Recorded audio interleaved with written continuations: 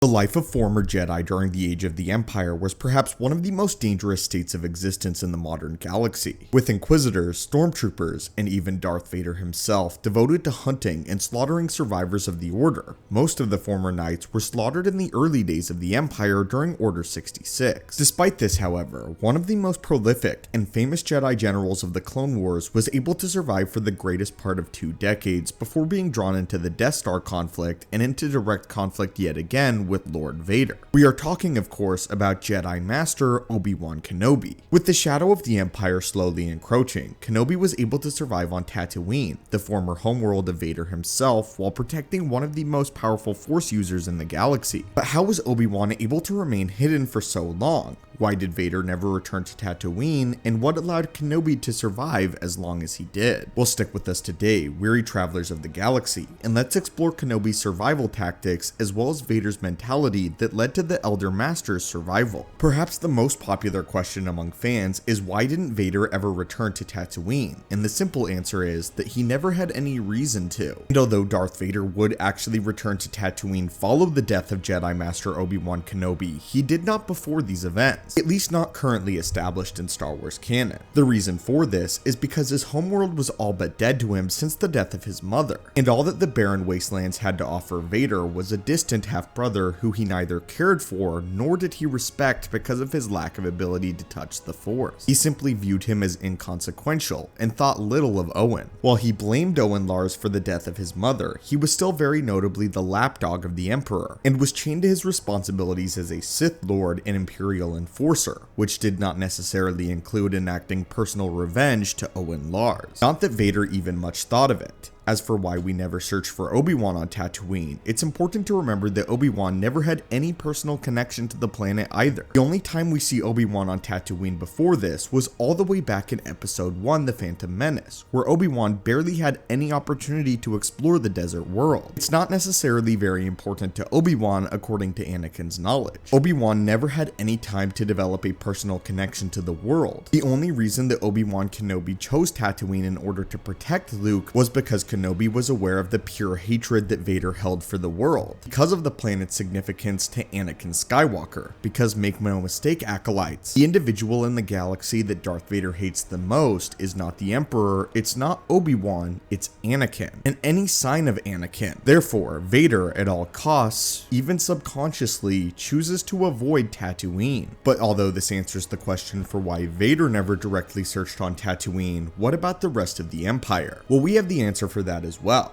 Tatooine was far enough removed from the Imperial regime that the Galactic Rebellion was barely felt this far out, and there were very little signs of rebellion in the Outer Rim. Vader and the Emperor had to routinely rely on Jabba the Hutt and his criminal underworld to conduct business this far out in the Outer Rim, and Vader was a name that Luke had not yet heard before Ben Kenobi filled him in on the history of the Jedi as well as his former Padawan, and seeing as Vader had no incentive to return to the planet, it's not unrealistic to believe that Kenobi could have survived unnoticed for this long. But what certain steps did Obi-Wan personally take to not be noticed? Well, we know that he largely did away with his use of the lightsaber most obviously, which is the most identifiable characteristic of any Jedi. In the Kenobi trailer, Obi-Wan is seen using a blaster, even 10 years after the rise of the Empire, and as of now, there are only a select few times in Star Wars canon that Obi-Wan has ever used his lightsaber on Tatooine. This includes his final duel with Darth Maul towards the end of his life, as well as when Obi-Wan had to save the life of Owen from the bounty hunter known as Black Chrysanthemum. It was actually extraordinarily rare for Obi-Wan to have drawn his lightsaber in the cantina scene all the way back in Star Wars A New Hope. During Obi-Wan's duel with Maul, there was simply no hiding, and there was no other way to combat one of his oldest foes. Seeing as this duel was conducted in seclusion, however, it's unlikely that anyone would have ever seen this. And given how short this iconic conflict was, it is entirely reasonable to conclude that Obi-Wan got away with drawing his blade. And when he draws his lightsaber in A New Hope, Obi-Wan no longer has any incentive to hide anymore, as he was heading to Alderaan to assist Bail Organa and finally offer his services to the rebellion as a fully formed Jedi Master. With the delivery of the Death Star plans and the training of Luke Skywalker finally underway, Obi-Wan was on track to reuniting the Skywalker twins and enacting the plan that had been in the works for almost 20 years. He and Yoda had decided only to draw the twins into the conflict when the time was right, and the right time was finally upon Kenobi, so it was no longer an issue to rise to the forefront of the rebellion in the light yet again. And Obi-Wan was no longer concerned with concealing his identity. As for Vader's mentality though, it is well known that he wanted nothing more than to butcher his former master and finally enact revenge for his defeat all those years ago. But to answer the question plainly, although Tatooine may seem significant to the story of Star Wars, and frankly it is, during the era of the Empire there isn't much going on there. And there's no real reason why the Empire would need to establish a foothold on Tatooine when Jabba the Hutt is in their pocket. Not to mention that also during this era, Vader was quite concerned with other Jedi, as Kenobi was far from the only Jedi to have survived the onslaught of Order 66, and Vader had his hands occupied with tracking down multiple Jedi Masters all at once, many of whom were far easier to find than Kenobi. Most Jedi Masters retreated to a world that had a personal significance to them, be it the presence of loved ones or a prospective life somewhere closer to the center of the conflict. Given how intimately familiar Vader was with the Jedi Order, these knights were easy to track down and kill, and many of the planets that they settled on were more heavily policed by the Empire. Not to mention the Empire, the Inquisitors, and Vader using tactics to draw Jedi out, such as threatening innocents. This occupied much of Vader's time and honed his skills as a Jedi executioner by hunting down many of the survivors that had made it through the rise of the Imperial regime alive. And since Obi-Wan was keeping a very low profile by doing odd jobs, blending in with the populace, he never raised any alarm so far as we can tell. In the Kenobi trailer, he even has a voiceover that says that the Jedi lost and to essentially give up. And according to various leaks, Obi-Wan will even tell a new Jedi Padawan that he encounters to bury his lightsaber in the sand. While we know that the Inquisitors will make their way to Tatooine, presumably in search of Kenobi, recent trailers have indicated that he will be relocated to Daiyu for the duration of the series. Daiyu being a more populated world where Kenobi will be far more threatened. This would bring any conflict away from his original hiding space in Tatooine, and ensure that as long as Kenobi is able to escape safely, he might be able to resume his life in seclusion without raising any alarm or creating any jarring plot holes within the series, and the legacy of the Star Wars franchise will be intact, with Obi-Wan's return to Tatooine for the next 10 years. But anyway, my friends, what do you think of this explanation? Do you find it reasonable that Obi-Wan was able to live believably and survive on Tatooine for this long without Vader or the Empire finding him? And are you looking forward to the Kenobi series? As always, my friends, thank you guys so much for watching the channel. Hit that subscribe button, and may the Force be with you.